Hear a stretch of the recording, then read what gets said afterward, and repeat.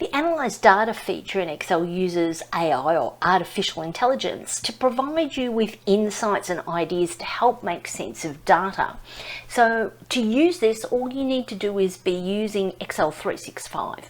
Click anywhere on the data, and on the right hand side here you have an Analyze Data button.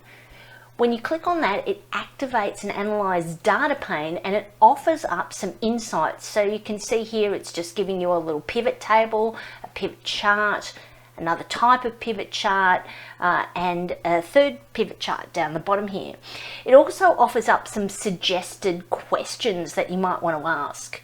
You can also interrogate your data by adding in questions such as, how much did Callum Christie sell? And it lists its orders, or how many orders did Callum Christie have?